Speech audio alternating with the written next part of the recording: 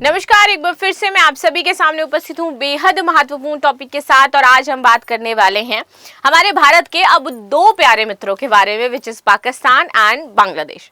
यहाँ पर ये कहा जा रहा है कि भाई पूरे 15 साल बाद अब बांग्लादेश पाकिस्तान में एंट्री करने वाला है और बांग्लादेश के जो विदेश सचिव हैं वो पाकिस्तान की यात्रा पर जा रहे हैं। पाकिस्तान में जाकर के कुछ समझौते हैं जो उन्हें वहां पर करने हैं, और ये जो समझौते हैं ये भारत के लिए बहुत ज्यादा अच्छे नहीं हो जाते हैं। चलिए, तो अब यहाँ पर क्या चीजें हैं कि नई चीजों की शुरुआत के बारे में बात की जा रही है। कहा जा रहा है कि हम पुराने जो दुख दर्द पीड़ा है अपनी वो मिटाएंगे और आगे चल करके अपने नए संबंधों को स्थापित करेंगे। तो चलिए समझ लेते हैं भाई कौन सी दुख दर्द पीड़ा यहाँ पर मिटेगी, लेकिन नई पीड़ा भारत के लिए जरूर जन्म लेगी, वो क्या होने वाली है। तो चलिए क्लास शुरू करते हैं। मेरा नाम है प्राची मिश्रा और संस्कृति आज के इस प्लेटफॉर्म पर आप सभी का बहुत बहुत स्वागत है। पाकिस्तान और बांग्लादेश ने उठाया ऐसा कदम, भारत की बढ़ेगी टेंशन। 15 साल बाद पाकिस्तानी विदेशी सचिव जो है वो ढाका में एंट्री करने वाले हैं। एक्चुअली पाकिस्तानी विदेशी सचिव आने वाले हैं इन ढाका। बांग्लादेश तो ऑलरेडी जा चुका है, सो बांग्लादेश वाला नहीं है, पाकिस्तान जो एंट्री करने वाला है इन बांग्लादेश। सो 1.5 दशक बाद बांग्लादेश और पाकिस्तान के बीच गुरुवार 17 अप्रैल को ढाका में विदेश सचिव स्तर की विदेशी कार्यालय परामर्श FOC आयोजित होने जा रही है। कब? 1.5 दशक बाद। इसके लिए पाकिस्तान की विदेशी सचिव अमाना बलूच इस्लामाबाद के प्रतिनिधि मंडल के साथ बुधवार को ढाका पहुंचने वाली हैं। 2010 में हुई थी इनकी पिछली बैठक। तो बांग्लादेश की तरफ से विदेश सचिव मोहम्मद जशीम उद्दीन राज्य अतिथि गृह पद्मा में होने वाली इस बैठक का नेतृत्व करेंगे और विदेश मंत्रालय के अधिकारी के हवाले से बताया गया है कि बैठक के लिए यहाँ पर कोई खास एजेंडा अभी तय नहीं है, यानी कि इन दो देशों के बीच में किन किन मुद्दों को लेकर के बातचीत होने वाली है ये फिक्स नहीं है।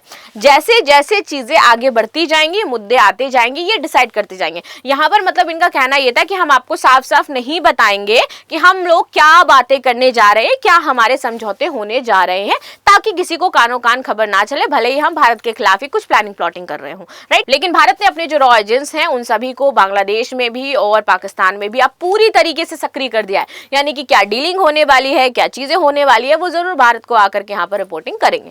ठीक है, तो आगे आ जाते हैं। लेकिन चर्चा के दौरान आपसी हितों के साथ सभी क्षेत्रों को शामिल किए जाने की संभावना है। लेकिन उन्होंने इतना हमें जरूर बता दिया कि देखो इसमें सारे क्षेत्र शामिल होंगे, सेना भी शामिल होगा, रक्षा तो शामिल है ही, बाउंड्री इलाका हम देख लेंगे, व्यापार शामिल होगा और हम दोनों के बीच में कनेक्टिविटी कैसे सुदृढ़ करी जाए ये भी शामिल होने वाला है। ठीक है, लेकिन चर्चा के दौरान अभी हम कोई आपको रिवील नहीं कर सकते, आपसी हित के बारे में बात करेंगे। अधिकारी ने बताया कि इतने लंबे समय के बाद हो रही वार्ता में पहले से ही विषयों को प्राथमिकता देना मुश्किल है, लेकिन वार्ता हमारी व्यापक होने वाली, यानी कि हर एक क्षेत्र पर हम बात करेंगे। यहाँ पर ऊर्जा हो, एनर्जी हो, न्यू इंफ्रास्ट्रक्चर बिल्ड करना हो, कनेक्टिविटी बिल्ड करना हो, एवरीथिंग। बांग्लादेश और पाकिस्तान के बीच पिछली जो FOC है वो 2010 में हुई थी और उसके बाद से कोई नामो निशान नहीं था इस चीज का। यूनिस ने खोले पाकिस्तान के लिए दरवाजे। तो फिलहाल जो अगर मैं कहूं कि बांग्लादेशी सरकार की तरफ से जो प्रतिनिधित्व कर रहे हैं वो यूनुस ही है। तो यूनुस सरकार ने यहाँ पर कहा है कि भाई अब बांग्लादेशी जो पाकिस्तानी है वो आराम से बांग्लादेश में आ सकते हैं, उनके लिए सारे दरवाजे खुले हुए हैं। बांग्लादेश में शेख हसीना के 15 वर्षों के शासन के दौरान पाकिस्तान के लिए ढाका के दरवाजे पूरी तरीके से बंद थे, लेकिन जैसे ही यूनुस सरकार आते हैं उन दरवाजों को खोल देते हैं भाई। इसके बाद मोहम्मद यूनुस के नेतृत्व वाली अंतरिम सरकार ने पाकिस्तान के लिए रेड कारपेट बिछा दिया है। इसके बाद से इस्लामाबाद में ढाका में अपनी सक्रियता जो है वो पूरी तरीके से तेज कर दी गई है। आगे बात करते हैं, पाकिस्तानी खुफिया एजेंसी बांग्लादेश में अब सक्रिय हो चुकी है। तो देखो आपसी हित के बारे में बात कर रहे हैं, लेकिन फिर भी इस समय सबसे जितनी भी देश की खुफिया एजेंसी हैं उसमें से अगर मैं भारत की बात करूं तो वो सबसे ज्यादा सक्रिय है पाकिस्तान में, उसके बाद हो जाती है म्यांमार में, उसके बाद है ये बांग्लादेश में, उसके बाद ये चाइना में हो जाती है, और नेपाल में भी ऑफ कोर्स। तो पाकिस्तान की सेना और उसकी खुफिया एजेंसी ISI बांग्लादेश में सक्रिय हो रही है। इसके बाद ही पाकिस्तान अब बांग्लादेश के साथ व्यापार में भी पैठ बढ़ाना चाह रहा है। तो ये जो व्यापार ट्रेड है ये कहीं ना कहीं हमें खटक सकता है कुछ चीजों में। आगे बात करते हैं। हालांकि परिवहन में होने वाली जो लागत है वो इनकी एक समस्या हो जाती है, क्योंकि अभी हमने अपना जो शिपमेंट जो हमने इनके साथ अग्रीमेंट कर रखा था उसको तोड़ दिया है। तो इनके पास अभी थोड़ी समस्याएं हैं, लेकिन सबक सिखाना भी आवश्यक था। तो ये इनकी एक समस्या है कि पाकिस्तान तक ये जो अपना सामान है वो कैसे पहुंचाए। अगर पहुंचाते तो इनके पास समुद्र में लंबा रास्ता इनको तय करना पड़ेगा, यानी कि लागत ज्यादा आएगी और जो कॉस्टिंग है वो प्रॉपर निकल नहीं पाएगी। तो अभी ये समस्या बनी हुई है, लेकिन इनको व्यापार के क्षेत्र में एक दूसरे को सहयोग करना है। पाकिस्तान में बांग्लादेश के उच्चायुक्त हैं मोहम्मद इकबाल हुसैन खान। इनका कहना है कि बांग्लादेश के लिए पाकिस्तान के माध्यम से आयात की संभावना है, बशर्ते परिवहन लागत कम रहे। आगे आते हैं, पाकिस्तान और बांग्लादेश में सीधी फ्लाइट। अब ये जो एक इंपॉर्टेंट चीज और शुरू हो गई है, विच इज व्हाट, कि भैया सीधी फ्लाइट शुरू होने जा रही है बांग्लादेश से पाकिस्तान। यू डोंट थिंक कि ये भारत के लिए एक खतरा हो सकती है? ऑफ कोर्स हो सकती है। जब भी हम देखते हैं कि भाई हाईजैकिंग की जा रही है या कोई इस तरीके के मिशंस बनाए जा रहे हैं, प्लान्स बनाए जा रहे हैं, तो अब तो आसानी हो गई। बांग्लादेश से आप एक गढ़ से निकलो और दूसरे गढ़ आप पहुंच जाओ और दोनों ही इस्लामिक स्टेट हो जाते हैं, कट्टर स्टेट हो जाते हैं। और वो यहाँ पर कि भाई हम तो आपके खिलाफ हैं, उसको लेकर के प्लानिंग प्लॉटिंग आसानी से कर सकते हैं। तो ये जो फ्लाइट की व्यवस्था शुरू की जा रही है, ये भी भारत को एक कहीं ना कहीं जरूर खटक रही है। तो इसके साथ ही पाकिस्तान और बांग्लादेश के बीच सीधी उड़ान के बारे में भी विचार हो सकता है।